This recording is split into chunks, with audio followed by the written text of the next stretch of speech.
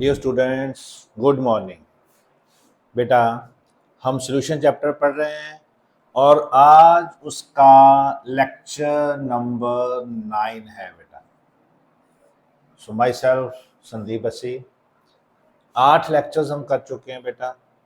मेरी कोशिश रहती है कि वीडियो ज़्यादा लंबी ना हो जाए, इसलिए मे बी लेक्चर्स थोड़े ज़्यादा हो जाएंगे, बट हम कोशिश कर रहे हैं कि हर एक चीज़ को हम डिटेल में समझें। जो नेक्स्ट टॉपिक है बेटा, that is the ideal and non ideal solutions. देखो बेटा, हमने अभी तक जो बात की है वो बाइनरी सॉल्यूशंस के बारे में ही बात की है। और अगर हम बात करें जो बाइनरी सॉल्यूशंस है उनको हम क्लासिफाई कर सकते हैं बेटा आइडियल सॉल्यूशन में और नॉन आइडियल सॉल्यूशन में। सो इनके बारे में हम डिटेल से जानेंगे। पहले हम बात करेंगे आइडियल सॉल्यूशन की। आइडियल सॉल्यूशन क्या होते हैं बेटा? इससे पिछले लेक्चर में हमने बेटा रॉड्स लॉ के बारे में पढ़ा था, ठीक। और हम उस सॉल्यूशन को आइडियल सॉल्यूशन बोलेंगे जो हर एक कंडीशन में रॉल्ट लॉ को अवे करे। सो आइडियल सॉल्यूशन वो होते हैं जो रॉल्ट लॉ को अवे करते हैं।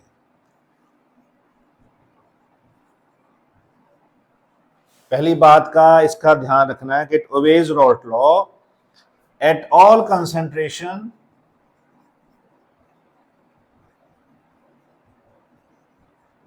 हम बाइनरी सॉल्यूशन की जो भी कंसंट्रेशन ले लें बेटा, उन सभी कंसंट्रेशन पे एंड एट ऑल टेम्परेचर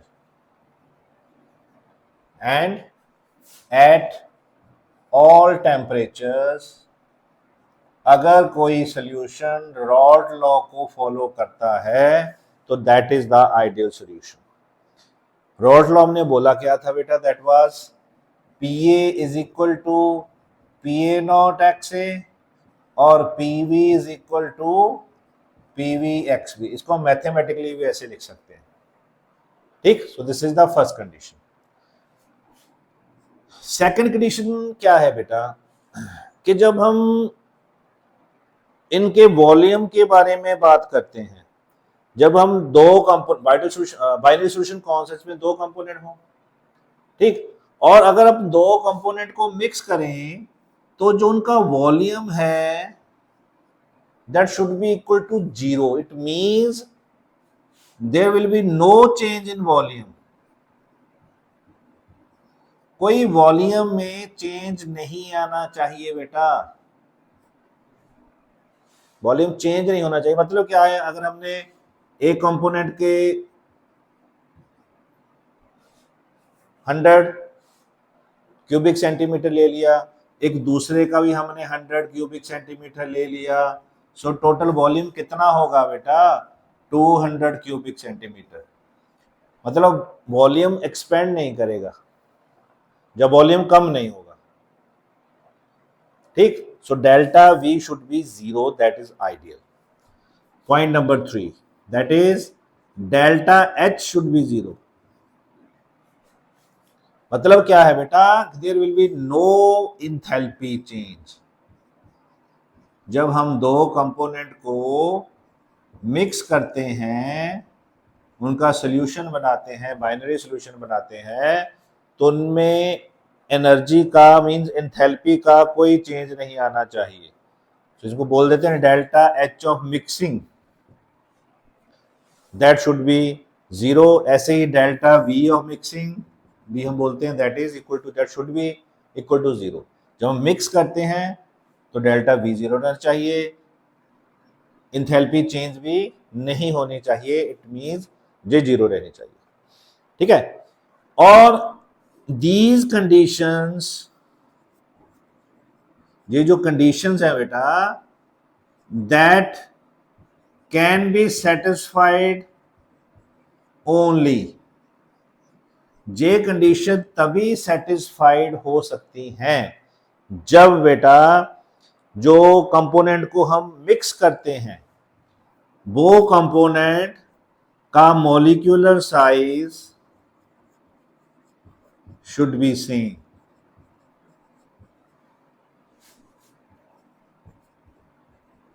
किनका? उन कंपोनेंट का जिनको हम मिक्स कर रहे हैं।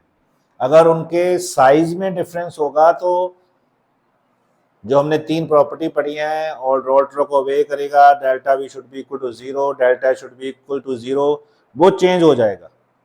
ठीक, molecular side should be same, उनकी स्ट्रक्चर भी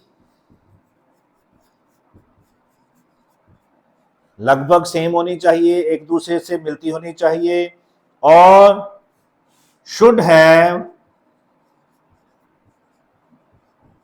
same intermolecular force of attraction. जो उनकी इंटरमॉलिक्यूल फोर्स ऑफ अट्रैक्शन है बेटा, वो भी सेम होनी चाहिए। किनकी? किनकी बात कर रहे हैं हम? सॉल्वेंट, सॉल्वेंट की, जो सल्यूट की होगी, और जो सॉल्वेंट और सल्यूट की न्यू इंटरेक्शंस होंगी, उनमें एक नई intermolecular force of attraction produce हो जाएगी बेटा। मतलब जो ए और बी में इंटरेक्शन है, that should be equal to interaction between A and A, and that should be equal to B and B. मतलब जे सॉल्वेंट के मॉलिक्यूल है ए और ए, जो उनमें फोर्स ऑफ इंटरेक्शन सॉल्यूशन बनाने से पहले थी, सॉल्यूशन बनाने के बाद में उनमें वही इंटरमॉलिक्यूलर फोर्स ऑफ अट्रैक्शन होनी चाहिए, तब जे रॉल्ट लॉ को अवे करेंगे। ठीक है, आइडियल सॉल्यूशन बहुत रेयर है बेटा, बट फिर भी हम कुछ सॉल्यूशंस की बात कर सकते हैं जो आइडियल है। एग्जांपल ले सकते हैं बेटा, जैसे एग्जांपल्स ऑफ आइडियल सॉल्यूशन, जैसे कि एक हो गया बेंजीन एंड टोलिन। बेंजीन और टोलिन की बात करें, इनका सॉल्यूशन एक आइडियल सॉल्यूशन बनता है बेटा। कार्बन टेट्राक्लोराइड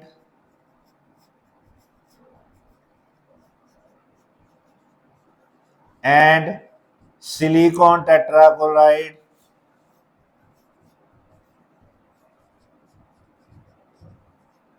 जो इनका सॉल्यूशन है बेटा, that is also an ideal solution. Bromoethane, chloroethane, bromoethane and chloroethane, जे भी एक आइडियल सॉल्यूशन के एग्जांपल है। ठीक बेटा, अगर हम इसकी ग्राफिकल रिप्रेजेंटेशन करें, इनकी अगर हम ग्राफिकल रिप्रेजेंटेशन करें, मैं ऊपर से थोड़ा रब कर देता हूं बेटा। कंडीशंस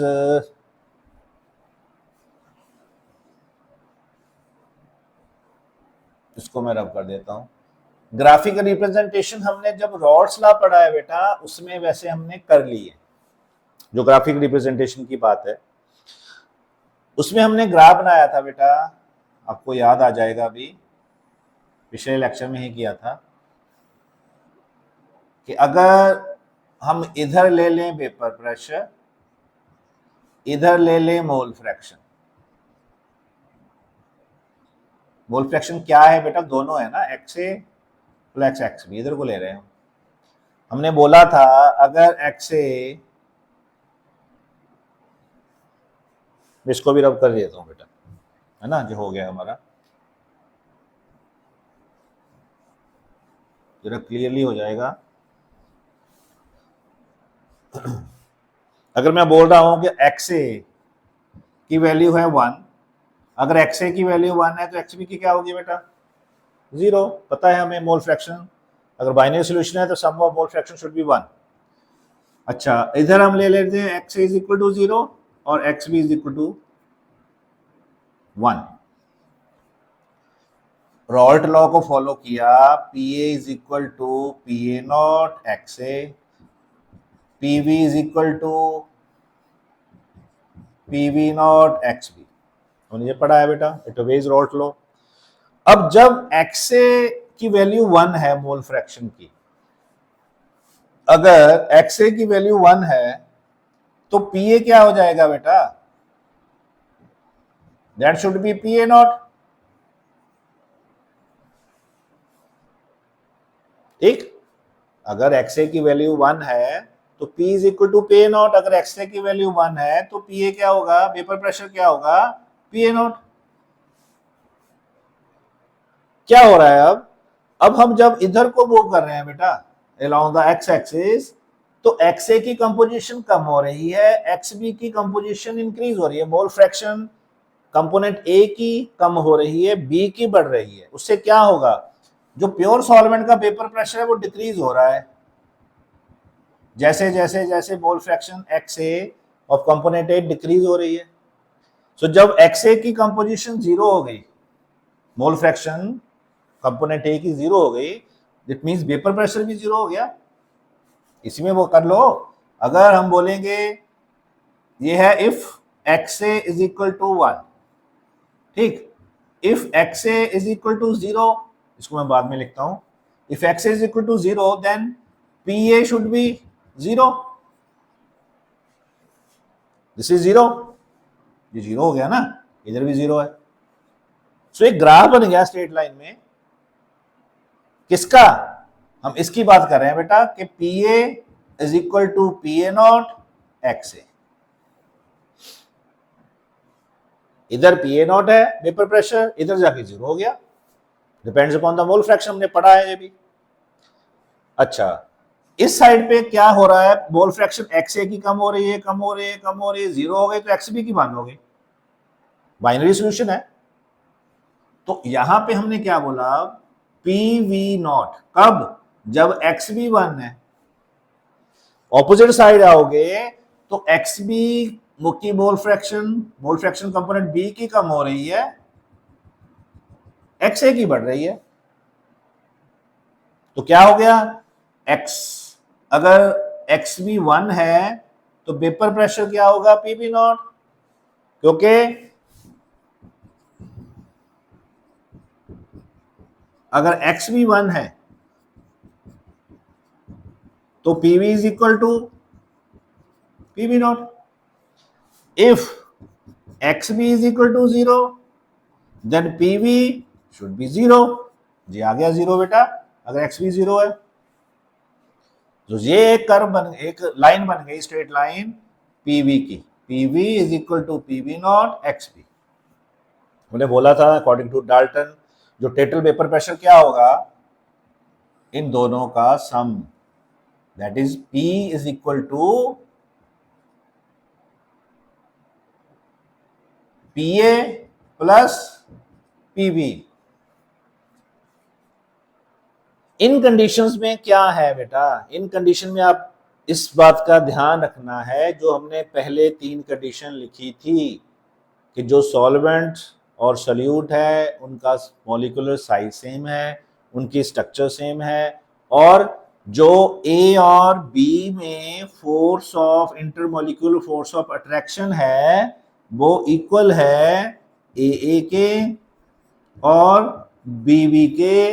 इट मीन ये एक आइडियल सॉल्यूशन है। ग्राफिकली हम इसको रिप्रेजेंट ऐसे कर सकते हैं कि इनमें स्ट्रेट लाइन आएगी अगर हम उनके रॉल्ट लॉ के अकॉर्डिंगली उनकी एक्सप्रेशंस को देखें, ठीक। So it is the ideal solution, ठीक। इस बात का ध्यान रखना है यहाँ पे कि जो वेपर प्रेशर पी ए है that is equal to P A nought X A, जो वेपर प्रेशर पी बी है that is equal to P B nought X B. जब हम ये कह सकते हैं जो टोटल वेपर प्रेशर है बेटा वो दोनों के वेपर प्रेशर, दोनों कंपोनेंट के वेपर प्रेशर के इक्वल है, ठीक। सो ये है Raoult law for ideal solutions.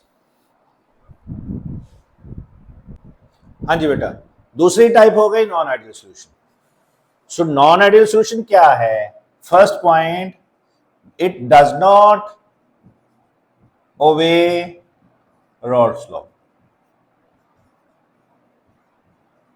J Raoult's law को अवे नहीं करता, means PA will not be equal to PA nought X A, PV is not equal to PV nought X B.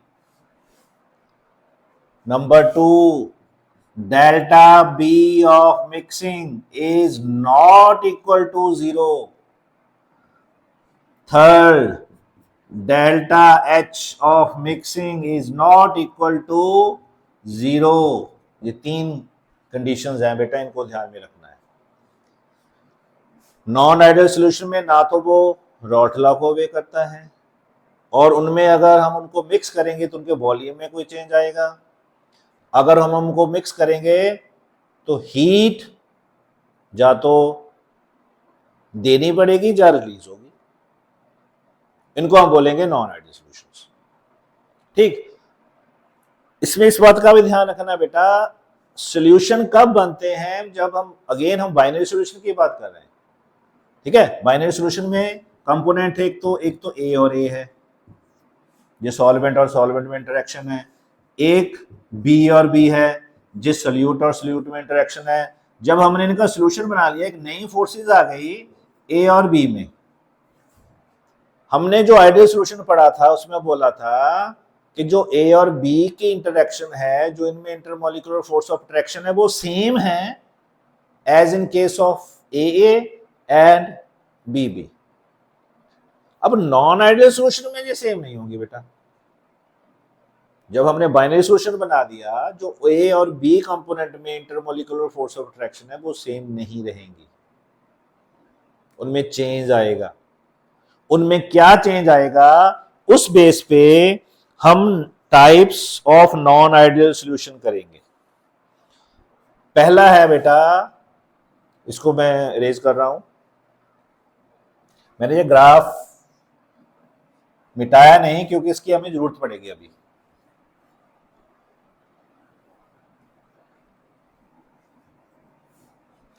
पहला है बेटा non ideal solution showing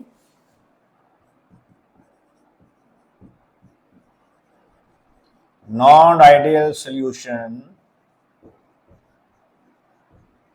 showing positive deviation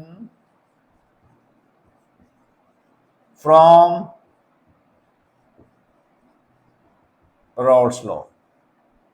ध्यान रखना बेटा, पॉजिटिव डेविएशन मतलब एक हम बाइनरी सॉल्यूशन को कंसिडर करते हैं, उनमें अगेन एक कंपोनेंट ए है, उसको हम बोलते हैं सॉल्वेंट।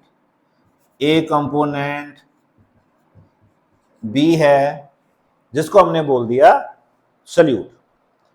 ठीक है, मैंने आइडियल सॉल्यूशन में बोला था बेटा, अभी लिखा था यहाँ पे, अब यहीं पे लिखा था कि ए और बी के बीच जो इंटरमॉलिक्यूलर फोर्स ऑफ अट्रैक्शन है वो सेम है as in case of A and B. जो प्योर सॉल्वेंट में या सॉल्यूट में इंटरेक्शन होगी, ठीक है, प्योर सॉल्वेंट में, वही हम कहेंगे कि सॉल्वेंट और सॉल्यूट के बीच इन बिटवीन जो इंटरमॉलिक्यूलर फोर्स ऑफ अट्रैक्शन है वो सेम होगी। अगर इसने पॉजिटिव डेविएशन शो करी, उसका क्या मतलब होएगा बेटा, कि जो पॉजिटिव डेविएशन का मतलब समझो पहले तो क्या है। हमने ये बोला, ये ग्राफ है, स्ट्रेट लाइन बना, इट ओबेज रॉल्ट लॉ। अगर ये क्या है, ये वेपर प्रेशर ही है ना बेटा, वेपर प्रेशर ही है, एक लाइन है वेपर प्रेशर की, आइडियल कंडीशन में स्ट्रेट लाइन बन रही है। पॉजिटिव डेविएशन मतलब क्या है, अगर ये पॉजिटिव लाइंस के ऊपर वेपर प्रेशर इससे बढ़ जाए, मैंने ये लाइन ड्रॉ कर दिया कॉल, रॉल्ट लॉ को ओबे करने वाली लाइन ये थी बेटा, इसको मैंने पॉजिटिव, इसको मतलब जो लाइन है उसके ऊपर ले लिया, इसको बोलते हैं पॉजिटिव डेविएशन। सेम यहां पे भी, सेम यहां पे भी। अब ये कब पॉसिबल है, सोचने वाली बात है कि वेपर प्रेशर कब इंक्रीज होगा बेटा। अगर जो ए और बी की आपस में इंटरेक्शन है आफ्टर मेकिंग द सॉल्यूशन, अगर ये इंटरेक्शन कम हो जाए as compare to A and B. अब सोच के देखो बेटा, इनके बीच बड़ी स्ट्रॉन्ग फोर्स है, अगर स्ट्रॉन्ग फोर्स है तो इनको ब्रेक करने के लिए टाइम लगेगा, इनके वेपर बनने में टाइम लगेगा। इनमें फोर्स स्ट्रॉन्ग है, ठीक है। ये इसका मतलब क्या है कि जो इसका मतलब ये फोर्सेस वीक हो गई between A and B, intermolecular forces are weaker, कमजोर हो गई। यहां पे इंटर मॉलिक्यूलर फोर्स जो है वो स्ट्रॉन्ग है बेटा। अगर वीक हो गई, इनको तोड़ना इजी है, फोर्सेस को, इनके बॉन्ड को अगर उनको तोड़ना इजी है तो ज्यादा वेपर बनेंगे, ज्यादा वेपर बनेंगे, it will show positive deviation. Clear? इसकी आप एक एग्जांपल ले सकते हैं बेटा। अच्छा, मैथमेटिकली हम अगर इसको कह रहे हैं ना कि डज नॉट ओबे रॉल्ट लॉ, इसका मतलब क्या हुआ कि जो वेपर प्रेशर है सॉल्यूशन का, that will be greater than PA nought X A. Component we का भी ऐसे ही होगा, it will be greater than, वहां पे हमने क्या बोला था बेटा, इक्वल टू। यहां पे हम क्या बोले जी, ग्रेटर है। ग्रेटर क्यों है? क्योंकि इनमें इंटरमोलिकुलर फोर्सेस वीक हैं। जो सॉल्यूशन है ना, PA is the vapour pressure of component A in solution, वो बढ़ेगा। क्यों बढ़ेगा? क्योंकि फोर्सेस वीक हो गई ए और बी में, इजीली ब्रेक हो जाएगा। ऐसे ये है, तो हमने ये नहीं लिखना कि P is equal to, that is an ideal solution. यहाँ पे हम लिखेंगे P is greater than P A nought X A, P is greater than P B nought X B, vapour pressure increase हो गया। क्लियर? अच्छा, अगर इसकी हम एक एग्जांपल करें बेटा, जब हम ये भी बोल सकते हैं जो टोटल वेपर प्रेशर है बेटा, टोटल वेपर प्रेशर यही बोला था, P that is equal to P A plus P B. हम इसमें बोलेंगे कि जो पी ए है बेटा वो हमेशा ग्रेटर होगा, ये जो टोटल प्रेशर है वो ग्रेटर होगा इनसे।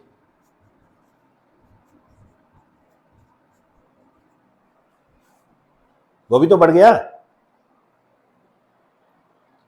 ठीक। इसीलिए हम बोलेंगे कि पॉजिटिव डेविएशन शो करती है। इसी एक एग्जांपल लेते हैं, इथाइल अल्कोहल एंड साइक्लोहेक्सेन की। मैं यहां पे लिख देता हूं। हमने ले लिया इथाइल अल्कोहल, उसमें डाल दिया हमने साइक्लोहेक्सेन बेटा। इथाइल अल्कोहल C2H5OH, इसका एक और मॉलिक्यूल आ गया,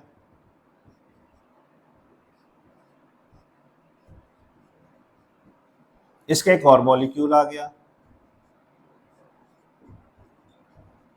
ये क्या है बेटा? ये क्या है? These are the hydrogen bonding, strong है बेटा। ये कंपोनेंट कौन सा है? थाइल को कंपोनेंट ए है। अब देखो कि ए कंपोनेंट में ये भी ए है, ये भी ए है, एक और ए है, सारे थाइल के मॉलिक्यूल हैं। इनमें एक फोर्स है, इंटरमोलिक्यूलर फोर्स ऑफ अट्रैक्शन, जिसने इसको टाइटली होल्ड किया हुआ है इथाइल के मॉलिक्यूल को। मतलब जो ए बॉन्डिंग है वो स्ट्रॉन्ग है बेटा, यही बोला है ना, फोर्स स्ट्रॉन्ग, स्ट्रॉन्ग है। अब जब हमने इसमें साइक्लोहेक्सेन को मिक्स किया, साइक्लोहेक्सेन की क्या करेगा बेटा, ये इनकी जो मॉलिक्यूलर बॉन्डिंग है, ये it weaker the intermolecular force of attraction, जिसको बी कर देगा। मतलब जब जे मिक्स हो जाएंगे, मतलब जे ए बी बन जाएंगे, इथाइल अल्कोहल और साइक्लोहेक्सेन, तो जो ए बी के बीच इंटरमोलिक्यूलर फोर्सेस हैं वो वीक हो जाएंगी। अगर वो वीक हो जाएंगे तो वेपर प्रेशर इंक्रीज हो जाएगा। It means that will show positive deviation from the Rawls law. Clear? Okay. हम इसको रिवर्स कर देते हैं। कुछ आइडियल सॉल्यूशन होते हैं which show negative deviation from Raoult law. बेटा नेगेटिव का मतलब क्या हो गया? अब जो मैंने जो ग्राफ बनाया था ना बेटा, पॉजिटिव लाइन को मैंने ऊपर कर्व बनाई थी, जो हमारा रॉल्ट लॉ को फॉलो करेगा ग्राफ था, ऊपर कर्व बनाई थी ना। अब मैं क्या कर रहा हूं, नेगेटिव डिविएशन में जो कर्व मैंने अब नीचे ले जानी है बेटा, like this, like this, like this. इसने अब नेगेटिव डिविएशन शो कर दी। नेगेटिव डिविएशन कब शो होगी? इसको रिवर्स कर दो। क्या? अगर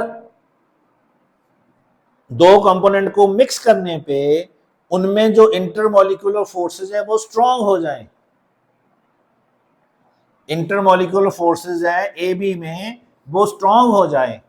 इंटरमॉलिक्यूलर फोर्सेस स्ट्रांग हो जाएं। इनमें वीक हैं।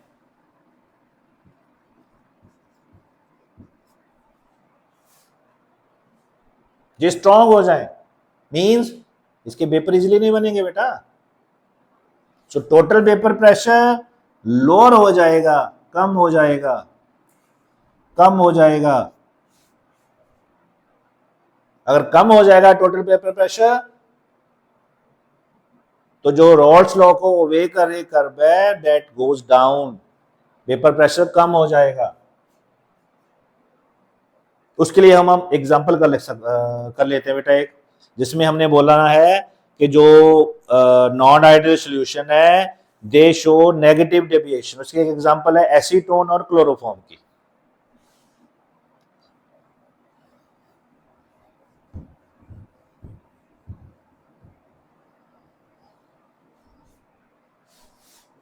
एसीटोन, एसीटोन क्या होता है बेटा पता है? Acetone is the type of ketone, है ना, कीटोन ही है बेटा। तो अगर उसकी डायग्राम बनाए तो दिस इज एसीटोन, है ना, हमने पढ़ा है। ये एसीटोन है, ये कंपोनेंट ए है सॉल्वेंट। इसमें हमने डाला क्लोरोफॉर्म। पहले इसमें कोई इंटरमॉलिक्यूलर, अगर ए और ए की बात करेंगे बेटा, इसमें कोई खास बॉन्डिंग नहीं है, इसमें कोई बॉन्ड नहीं बनाने को, हाइड्रोजन बॉन्ड सिंपल दूर दूर मॉलिक्यूल है, इसमें कोई ना कोई एक वीक वंडरवॉल फोर्स हो सकती है, वो वीक बॉन्ड वीक फोर्स है। सेम ही ऐसे यहाँ पे भी है, वीक फोर्सेज है। अब जब हमने उनको मिक्स कर दिया बेटा, हमने एसीटोन ले लिया और हमने ले लिया क्लोरोफॉर्म। अब जब ये मिक्स हो गए तो यहाँ पे हाइड्रोजन बॉन्डिंग प्रोड्यूस होगी बेटा। हाइड्रोजन बॉन्डिंग तो पता है ना आपको, जो हाइड्रोजन मोस्ट इलेक्ट्रोनेगेटिव एलिमेंट्स के साथ बनाता है। पहले भी हमने यही किया था जब हमने इससे पहले पॉजिटिव डेविएशन में इथाइल एल्कोहल की एग्जांपल ली, तो वो भी तो ऑक्सीजन और हाइड्रोजन में बॉन्डिंग थी। यहाँ पे भी ऑक्सीजन और हाइड्रोजन में बॉन्डिंग होगी। अब क्या हुआ बेटा, अब जब ए और बी का आपस में जो मिक्स हो गए, ने सोल्यूशन बना दिया, तो उनमें एक नई फोर्सेज राइजेस हो गई, हाइड्रोजन बॉन्डिंग। और जे बॉन्डिंग स्ट्रॉन्ग है, इंटरमॉलिक्यूलर फोर्स जे स्ट्रॉन्ग है एज कंपेयर टू अगर सिर्फ ए और ए आपस में बॉन्ड बनाए और बी आपस में बॉन्ड बनाए, तो ये फोर्स स्ट्रॉन्ग हो गई, इंटरमॉलिक्यूलर फोर्स स्ट्रॉन्ग हो गई। अगर स्ट्रॉन्ग हो गई तो उनको तोड़ने में टाइम लगेगा, तो वेपर प्रेशर कम हो जाएगा। यही हमने शो किया है, vapour pressure goes down, vapour pressure कम हो गया। ठीक, अगर स्ट्रॉन्ग फोर्सेज हैं वेपर प्रेशर कम हो गया as compare to pure solvent, pure solute. ठीक, सो ये एग्जांपल है नॉन आइडियल सॉल्यूशन की विच शो नेगेटिव डेविएशन। ठीक है बेटा, तो ये था ideal and non ideal solutions. इसके बाद बड़ा इंपॉर्टेंट टॉपिक शुरू होने वाले हैं इस चैप्टर के, they are the colligative properties. So one by one हम 4 कॉलिगेटिव प्रॉपर्टी है, उन चारों के बारे में डिटेल में पढ़ेंगे। ठीक है बेटा, thank you, have a nice day.